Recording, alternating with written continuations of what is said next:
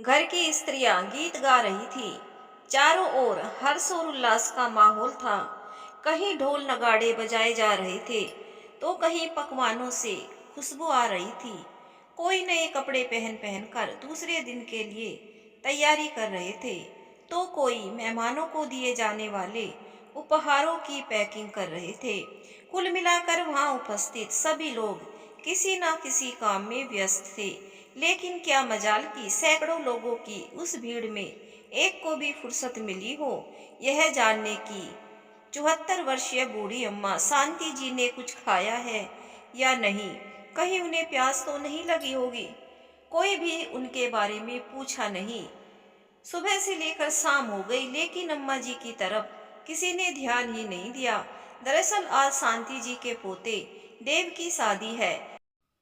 देव शादी की तैयारी में ही इतना व्यस्त हो गया था कि उसे घर में क्या हो रहा है उसे पता ही नहीं चला।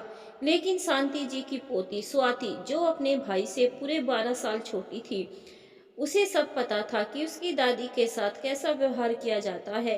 लेकिन उसकी कौन सुनने वाला था। उसने अपनी माँ से कई बार कहा कि दादी को भूख लगी है, खाना दे दो, लेकिन उसकी माँ मीना ने उसे डांट डपट कर चुप करा दिया। फिर वह अपने घर में आए मेहमानों से भी अपनी दादी के लिए खाना देने के लिए कहा, लेकिन उसे बच्ची समझकर सभी ने चुप करा दिया।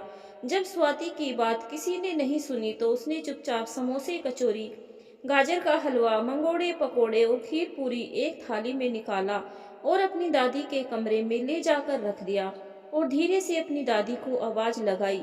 कमरे में अंधेरा होने के कारण स्वाति को कुछ दिखाई नहीं दे रहा था, लेकिन अम्मा जी की आंख भूख से चुलबुला रही थी। वह झट से अपने पलंग से उठी और स्वाति को आवाज की ओर बढ़ी। उन्होंने स्वाति की आवाज पहचान ली थी। स्वाति ने जैसे ही भोजन की थाली उनकी तरफ बढ़ाई, वह उस पर ऐसे टूट पड़ी जैसे कई दिन से भूखी हो, और हो भी क्यों ना, क्योंकि सारे पकवानों की खुशबू उनकी भूख को और अधिक बढ़ा रही थी। वह थाली पर रखे सारे पकवान थोड़ी ही देर में चट कर गई। उन्होंने मन में सोचा, क्यों ना स्वाति से कहकर और एक प्लेट में भोजन मंगवाया जाए, लेकिन छोटी सी बच्ची को और अधिक परेशान करना ठीक नहीं। ऐसा सोचकर वह अपनी उंगलियां चाटती रह गई। स्वाति ने देखा अम्मा जी अभी भी उंगलियों को चाटकर चटकारे ले रही है, तो वह समझ गई अम्मा जी और खाना चाहती है, लेकिन कुछ नहीं कह पा रही। उसने पूछा, दादी और खाना है क्या, और लेकर आऊं? शांति जी ने हाँ में सिर हिला दिया और अब स्वाति उनके पास से उठकर चली गई तो वह अपनी लाचारी पर फूट फूट कर रोने लगी। यह सोचकर कि एक समय था जब शांति जी की ही चलती थी। उन्होंने जो कह दिया मानो पत्थर की लकीर होता था, लेकिन समय ने ऐसी करवट लिया कि आज वह ना जी रही है और ना मर रही है। कोई उन्हें पूछने वाला तक नहीं है। सुबह से शाम और शाम से रात हो गई, लेकिन किसी ने भी शांति जी को खाना या पानी के लिए नहीं पूछा। यहाँ तक कि उनकी बेटी भी उनसे पूछने नहीं आई, क्योंकि उनकी इज्जत का सवाल जो था, अगर वह उनसे मिलने जाती तो लोगों को पता चल जाता कि यह बुढ़िया इनकी माँ है। इसीलिए वह उनके पास तक नहीं गई। रात में जब सभी लोगों का खाना चल रहा था, अचानक लाइट चली गई। सभी लोग पसीने से तरबतर हुए जा रहे थे। तभी लोगों को हाथ पंखे अर्थात बिजनौरी का याद आया। उस समारोह में शांति जी के बेटे रमेश के बोस और उनकी पत्नी भी आए हुए थे। रमेश के बोस की पत्नी सुनंदा ने रमेश की पत्नी अर्चना से कहा, अर्चना, तुम्हारे घर में पुराने जमाने के हाथ के पंखे हैं क्या? उसे क्या कहते हैं? तभी दबी जबान से किसी ने कहा, बिजनौरी। हाँ हाँ, वही वही बिजनौरी। नहीं है क्या? तब अर्चना थोड़ी सकुचाते हुए बोली, हाँ हाँ है ना मैडम, लेकिन कहाँ रखा है, ढूंढना पड़ेगा ढूंढना पड़ेगा। शब्द सुनकर रमेश के बोस रजनीकांत बोले, क्या रमेश, बुजुर्गों द्वारा बनाया कोई भी सामान तुम्हारे लिए कोई मायने नहीं रखता? क्या ढूंढना पड़ेगा से तुम्हारा क्या मतलब है? क्या तुमने अम्मा जी के द्वारा बनाया गया बिजनौरी को यूं ही कहीं भी फेंक दिया है जिसे ढूंढना पड़ेगा? रजनीकांत जी की बातें सुनकर दोनों पति पत्नी नीचे सर किए चुपचाप खड़े रह गए। फिर रमेश ने बात को संभालते हुए कहा, नहीं सर, दोनों बच्चे अपनी दादी से बहुत प्यार करते हैं। इसीलिए दोनों अपनी दादी के सामान के लिए लड़ाई करते रहते हैं कि मैं रखूंगा, मैं रखूंगी, लेकिन आप चिंता ना कीजिए, मैं आपको लाकर देता हूँ बिजनोरी। इतना कहकर उसने अपनी पत्नी अर्चना को इशारे से बुलाया। अब दोनों पति पत्नी अंदर जाकर अम्मा जी को ही कोसने वालों की इस बुढ़िया की खातिर हमें आज इतना शर्मिंदा होना पड़ रहा है। रमेश तो दांत भींचते हुए अपनी माँ के कमरे में गया, मोबाइल की टॉर्च जलाई और आग बबूला होता हुआ अपनी माँ से कहा, बुढ़िया तू जब तक जिंदा रहेगी हमें चैन से नहीं रहने देगी। क्या कोई काम धंधा तो है नहीं? कैसे खराटे मार रही है बुढ़िया रमेश सी। ऐसी कड़क और दमदार आवाज सुनकर शांति जी थर थर कांपती हुई हड़बड़ा कर उठी और बोली, क्या हुआ बेटा, आज मुझसे फिर कोई गलती हो गई क्या? कहते हुए वह अपनी फटी और मटमेली साड़ी को समेटने लगी। तभी रमेश बोला, देख बुढ़िया, ज्यादा इधर उधर की बात से तुझे कोई मतलब नहीं होना चाहिए।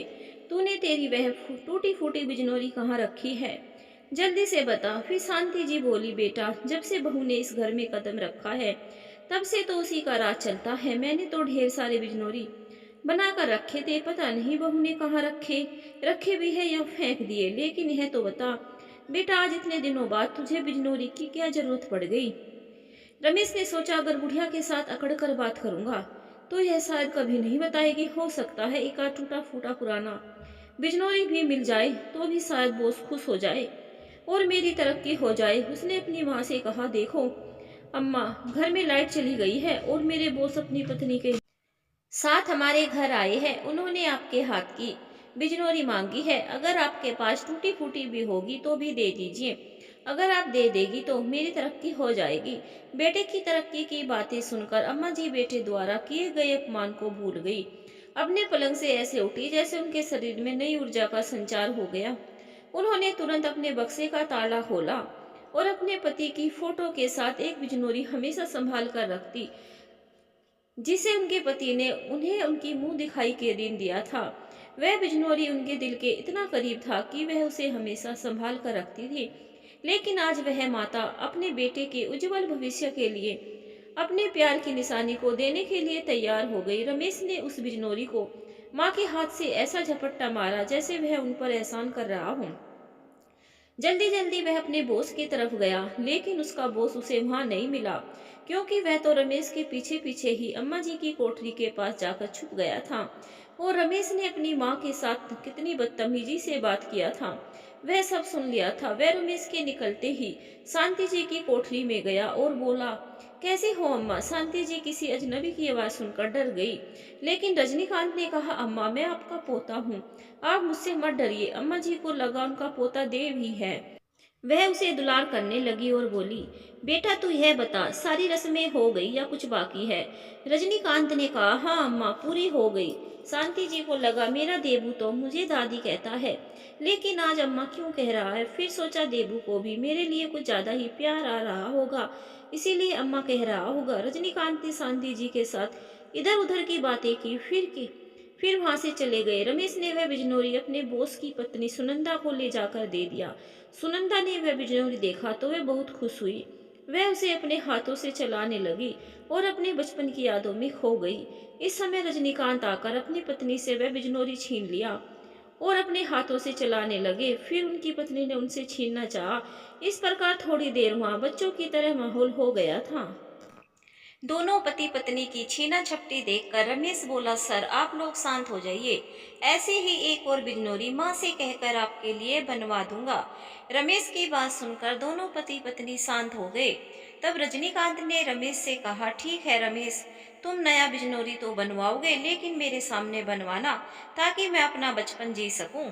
तभी सुनंदा बोली, हाँ रमेश, मैं भी अम्मा जी के साथ बिजनौरी बनाना सीख जाऊंगी।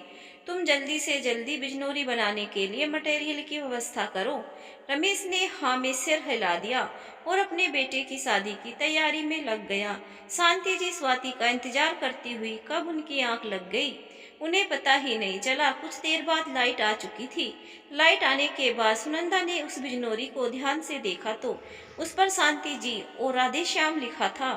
वह बिजनौरी कहीं कहीं से टूट भी गया था उसके आसपास जो गोटा लगा था वह भी थोड़ा सा फट गया था, लेकिन वह शांति जी के लिए वह किसी खजाने से कम नहीं था। सुनंदा ने जब वह नाम पढ़ा तो उसे भी एहसास हुआ कि यह बिजनौरी अम्मा जी के लिए कितना कीमती होगा। उसका मन गवाही नहीं दे रहा था कि उसे और ज्यादा देर अपने पास रखे। उसने उस बिजनौरी को अम्मा जी को वापस देने के लिए अर्चना से कहा तो उसने लापरवाही से कह दिया, ठीक है मैडम, यही रख दीजिए, मैं बाद में अम्मा जी को दे दूंगी। अर्चना की बातें सुनकर सुनंदा दंग रह गई। उसने थोड़ी देर बाद फिर एक बार कहा, अर्चना, यह बिजनौरी अम्मा जी का है ना, तुम इसे अम्मा जी को दे आओ। अर्चना बोली, मैडम, यह सड़ी पड़ी बिजनौरी ही तो है, बहुत पुरानी हो गई है, वैसे भी अब इसका कोई काम ही नहीं पड़ता, रख दीजिए यही कहीं। सुनंदा बोली, नहीं अर्चना, तुम इस बिजनौरी की कीमत नहीं समझती, परंतु मैं समझ रही हूँ। जाओ पहले इसे अम्मा जी को देकर आओ, और हाँ, उन्हें इस बड़े प्यार से देना और धन्यवाद भी कहना। अर्चना का तो खून खोल रहा था अपनी सासू माँ के लिए ऐसी अच्छी और प्यारी बातें सुनकर। उसने बेमन से हाँ तो कह दिया, लेकिन बिजनौरी को ले जाकर एक कोने में पटक दिया। सुनंदा अर्चना के सारे करतूत देख रही थी। उसने उस बिजनौरी को चुपचाप उठा लिया और दूसरे दिन फिर से दोनों पति पत्नी उनके घर बारात जाने के लिए पहुंचे। तो सुनंदा ने कहा, अर्चना, तुमने कल बिजनौरी अम्मा को दे दिया था क्या? अर्चना ने हंसकर हाँ में जवाब दिया। सुनंदा बोली, एक बार उसे अम्मा जी से मांगकर ला तो प्लीज। सुनंदा की बात सुनकर अर्चना पसीने से लथपथ हो गई, क्योंकि वह वहीं खड़ी थी जहां उसने उस बिजनौरी को फेंका था। वह वहां बिजनौरी को ना पाकर परेशान हो गई। फिर भी उसने बात को संभालते हुए कहा, मैं अम्मा जी से मांग कर लाती हूँ। और वह अम्मा जी के कमरे में चली गई और कहा, अरे ओ बुढ़िया, यहाँ पड़ी पड़ी आराम फरमा रही है और इधर हमारा जीना हराम कर रखा है। हे भगवान, कब टलेगी यह मुसीबत की जड़ हमारे घर से। अब तेरे बक्से में बिजनौरी निकाल कर दे। शांति बोली, अरे बहू, तू भी कैसे बातें कर रही है? तुझे याद है ना, तूने ही तो मेरे सारे पुराने सामान के साथ साथ मुझे भी अपने घर से तो क्या अपनी जिंदगी से भी बाहर निकाल दिया है।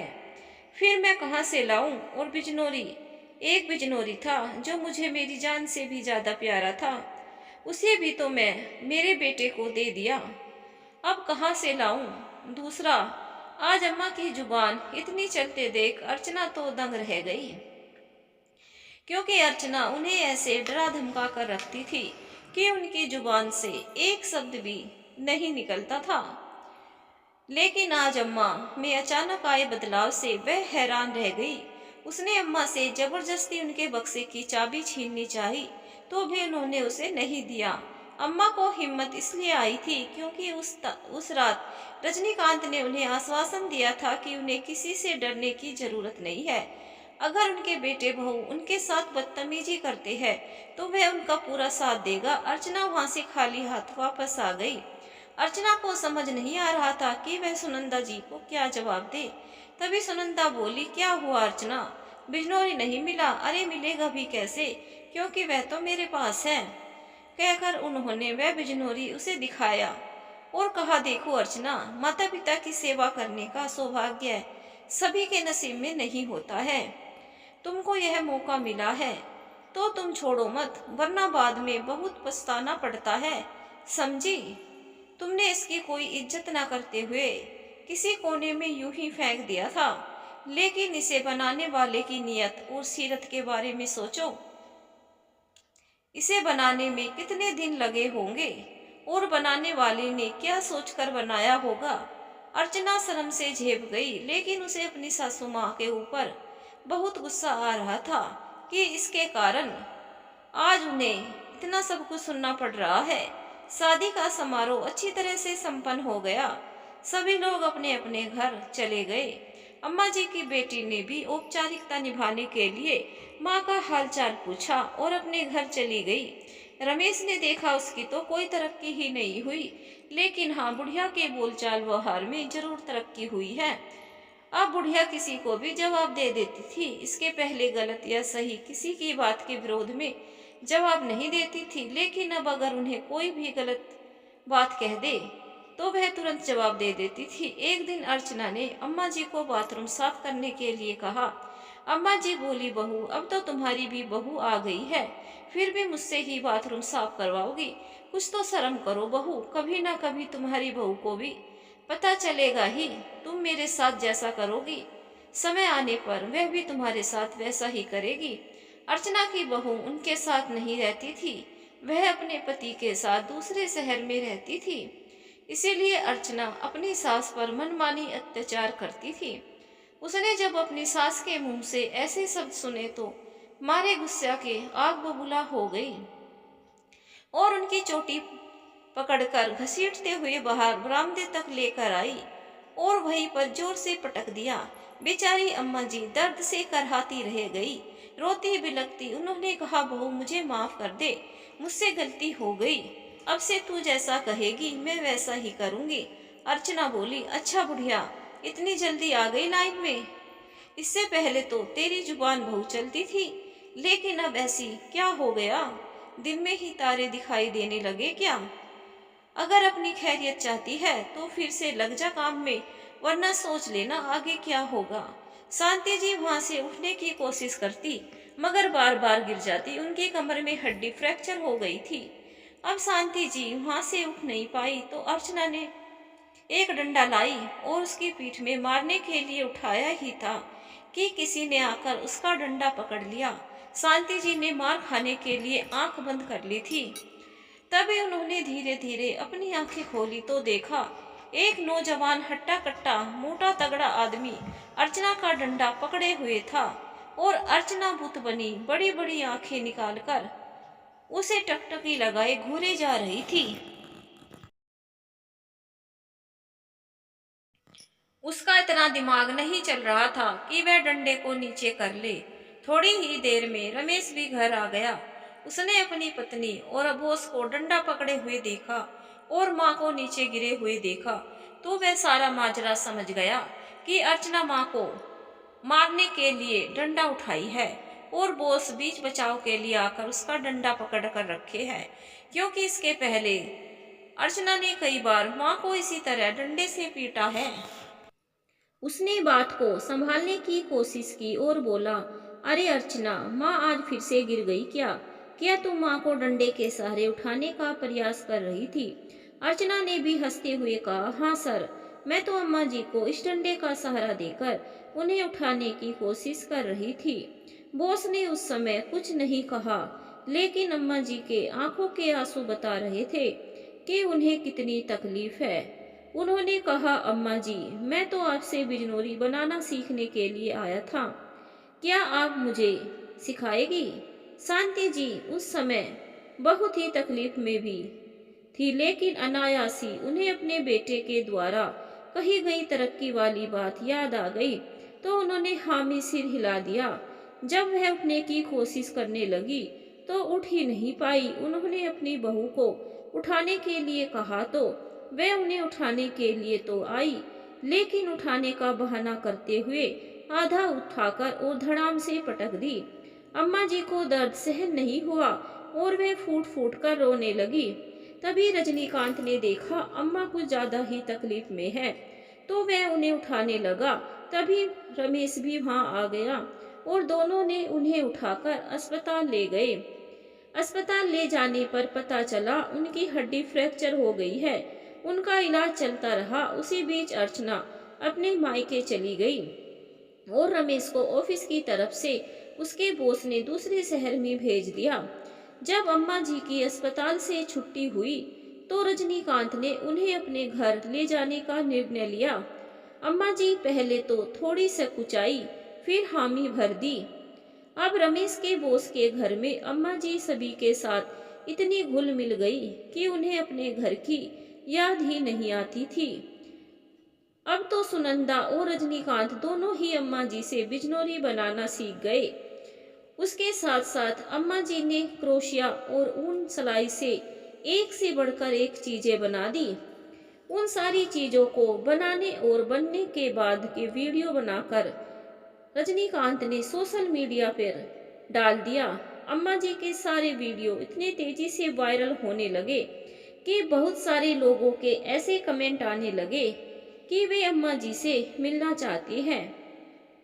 रजनीकांत जी के घर रहते हुए अम्मा जी को लगभग 8 महीने होने लगे थे, लेकिन उस बीच न ही अर्चना ने कभी अपनी सासू माँ की खबर ली और ना ही रमेश ने पता लगाया कि माँ अस्पताल से छुट्टी होने के बाद कहाँ गई। रजनीकांत ने भी उन्हें अम्मा जी के बारे में कुछ नहीं बताया, क्योंकि उतने दिन उनके साथ रहते रहते अम्मा जी ने सुनंदा और रजनीकांत को सारी बातें बता चुकी थी। कभी कभी तो अम्मा जी ऐसी दर्दनाक बातें बताती कि वह खुद रो देती। उनके साथ साथ कभी सुनंदा तो कभी रजनीकांत जी भी रो देते। इस प्रकार सभी कभी हंसते कभी रोते अम्मा जी का समय रजनीकांत के घर में कट रहा था। अर्चना को कई बार याद आता कि बुढ़िया अस्पताल में ही है या मर खप गई, उसका पता लगाना चाहिए क्या।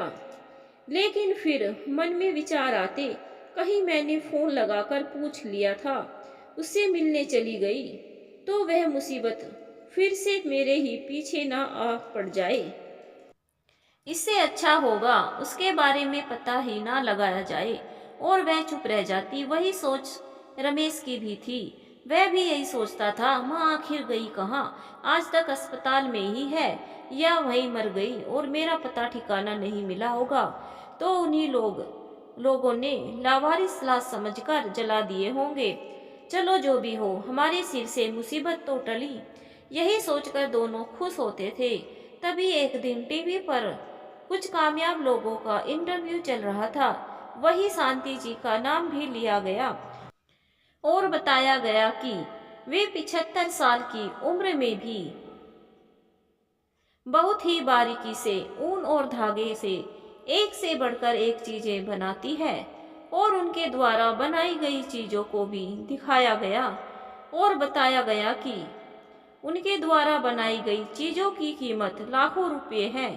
लोग प्रदर्शनी में उन्हीं के द्वारा बनाई गई चीजों को लेने आते हैं, क्योंकि आजकल की पीढ़ी को तो वह सब बनाना आता ही नहीं।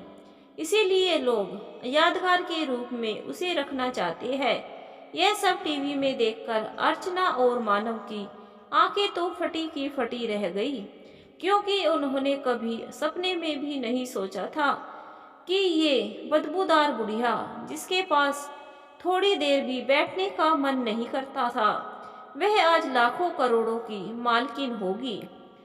उन दोनों ने एक दूसरे को चिमटी काटी और सबसे पहले अपने अपने आंख धोकर आए और फिर से वही शो देखने लगे।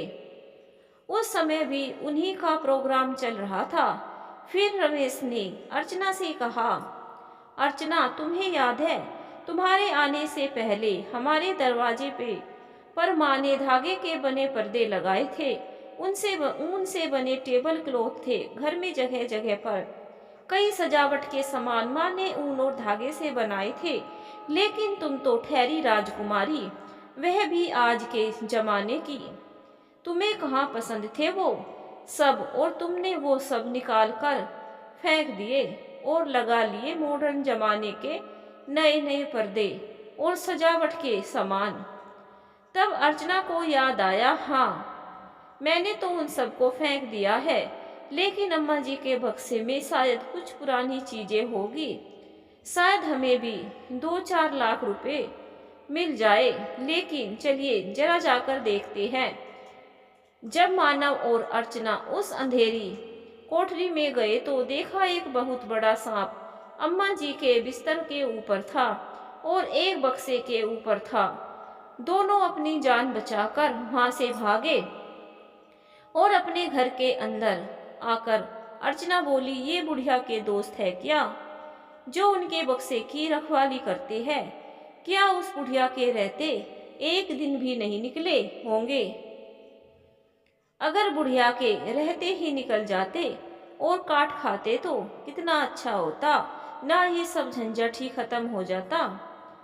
रमेश बोला, अर्चना, कुछ तो शर्म करो। मैं मानता हूँ कि मैं भी एक बहुत अच्छा बेटा नहीं बन पाया, लेकिन अब तो मेरी माँ ना ही तुम्हारे पास है, ना ही तुमसे पैसे ही मांग रही है। अब उनकी इतनी औकात है कि वह तुम्हें दे सकती है, पर लेगी नहीं, समझी। इसीलिए किसी का अच्छा नहीं कर सकते तो उसके लिए बुरा तो मत सोचो। अर्चना एक कुटिल मुस्कान के साथ रमेश की तरफ देखी और बोली, अरे वाह, माँ की अमीरी देखकर बड़ा प्यार उमड़ रहा है। आज के पहले कहाँ गए थे तुम्हारे इतने अच्छे विचार। रमेश अब अर्चना से और ज्यादा बहस नहीं करना चाहता था। वह अब यह तिगड़म लगा रहा था कि किसी भी तरह माँ को ढूंढना है और उन्हें मनाकर घर वापस लाना है, ताकि उनसे पैसे लेकर ऐशो आराम की जिंदगी जी सके। उसने दूसरे दिन अपने बॉस को फोन लगाकर बता दिया कि वह आज ऑफिस नहीं आ सकता। बॉस ने जब कारण पूछा तो उसने अकड़कर कह दिया, कहा ना, मेरा अपना पर्सनल काम है। जो रमेश हमेशा भीगी बिल्ली बना हुआ रहता था, आज ऐसे अकड़कर बात कर रहा था कि रजनीकांत को समझ में नहीं आ रहा था कि रमेश ऐसे क्यों बात कर रहा है। रजनीकांत को चिंतित देख अम्मा जी ने पूछा, बेटा क्या बात है, तुम इतने उदास क्यों हो। तब उसने अपनी परेशानी की वजह रमेश के द्वारा की गई बात बताई। तो अम्मा जी तुरंत ही समझ गई कि बात क्या है। उन्होंने बताया कि वह मुझे ढूंढ रहा होगा, क्योंकि वह एक बार में ही करोड़पति बन जाना चाहता है। इसके पहले तक रजनीकांत का विचार था कि वे रमेश को अम्मा जी और उनका सारा धन बाइज्जत लौटा देंगे, लेकिन अम्मा जी की बात की सच्चाई जानकर वे सतर्क हो गए कि अब तो वे अम्मा जी की मर्जी के बगैर एक फूटी कौड़ी भी नहीं देंगे। रमेश ने जॉब छोड़ दी और अम्मा जी को ढूंढने के लिए यहाँ से वहाँ मारा मारा घूमता फिरता था। जैसे ही घर आता उसकी पत्नी उससे लड़ाई झगड़े करती। इस प्रकार रमेश न ही घर में खुश था और ना ही बाहर, और ना ही उसके पास जॉब भी। अब धीरे धीरे उसके पास के सारे पैसे खत्म हो गए। अब तो भीख मांगने की नौबत आ गई। तभी एक दिन रमेश भूखे प्यासे पत्नी से लड़ाई करके घर से निकल गया। चलते चलते वह अपने बॉस के घर के पास पहुंचा और वहीं बेहोश होकर गिर गया। रात भर रमेश वहीं पड़ा रहा। सुबह सुबह अम्मा जी रोज की तरह गेट के बाहर पानी छिड़कने गई। जैसे ही उन्होंने रोड पर पानी छिड़का, एक दो बूंद पानी रमेश के मुंह पर भी गिरा। रमेश ने धीरे से आंखें खोली। उसने अम्मा जी को देखा। अम्मा जी की नजर उस पर नहीं पड़ी। अम्मा जी अंदर जाने लगी। तभी रमेश ने दौड़कर उनका पैर पकड़ लिया और बोला, माँ, मुझे छोड़कर आप कहाँ चली गई थी? मैंने तुझे कहाँ कहाँ नहीं ढूंढा। माँ, थोड़ी देर के लिए तो शांति जी का मन अपने बेटे को देखकर पसीज गया। उसकी हालत देखकर उनकी आंखों में से आंसू आ गए। फिर उन्हें याद आया, आज पूरे 1 साल होने जा रहे हैं, तब तक तुझे मेरी याद नहीं आई और टीवी पर मेरा प्रोग्राम देखते ही माँ की याद आ गई। कैसा बेटा है रे तू। चल हट यहाँ से, मतलबी कहीं का।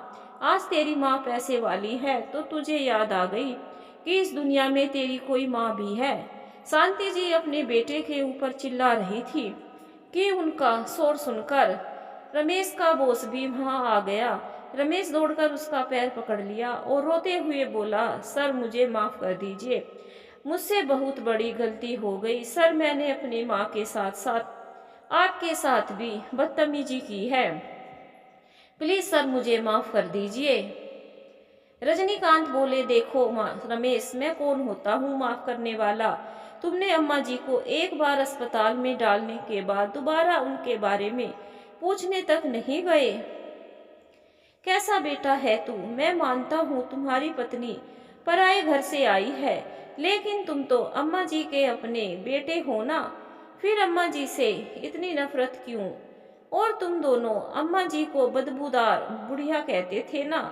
ये तुम्हारी कमजोरी थी, जो ना तो तुम उन्हें साबुन ही देते होगे, ना ही कभी उन्हें अच्छे से नहलाते थे। जब वह इतनी ही बदबू आती थी तो उसके पास क्यों आया? वह तो तुमसे कोसों दूर चली गई थी। ना फिर क्यों अम्मा जी को ढूंढते हुए आया?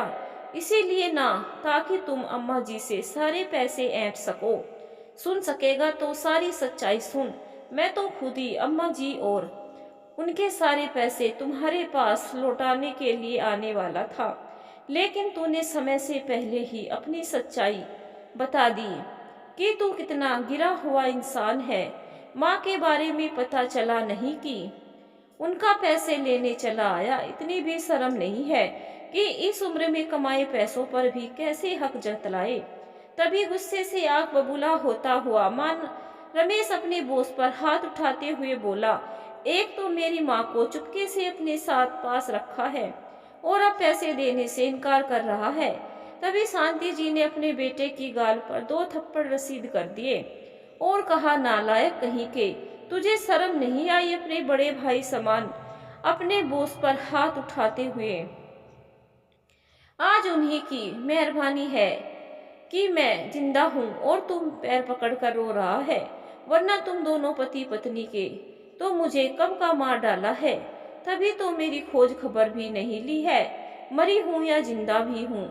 ये साहब तो फरिश्ता है, इन्होंने ही मुझे फर्श से अर्श तक पहुँचाया है और उसी लोभ और लालच के कारण माँ को ढूंढता हुआ यहाँ तक आपा पहुँचा, वरना तेरे घर में रहकर मेरी औकात क्या थी।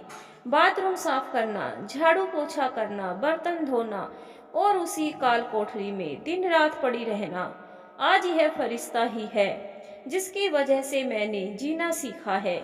और अगर अपनी खैरियत चाहता है तो यहाँ से चुपचाप चला जा, वरना मजबूरन मुझे पुलिस बुलाना पड़ेगा। पुलिस की बात सुनकर रमेश दौड़ा वहां से भाग गया और अपने घर जाकर अपनी पत्नी को सारी बात बताई। उन दोनों ने स्वाति को अपनी सीढ़ी बनाई अम्मा जी के खजाने तक पहुंचने के लिए। अब उन्हें जब भी पैसों की जरूरत होती, स्वाति के सामने रोना रोते और स्वाति को अपने माता पिता का दुख देखा नहीं जाता था। उसकी दादी उससे बहुत प्यार करती थी, इसीलिए वह उनसे पैसे मांगकर ला लेती और अपने मम्मी पापा को दे देती। एक दिन स्वाति को भी जब सारी सच्चाई पता चली तो उसने भी अपनी दादी से पैसे मांगने बंद कर दिए। अब रमेश और अर्चना को खून के आंसू रोने पड़ते और स्वाति अपनी दादी के साथ खुशी खुशी रहने लगी।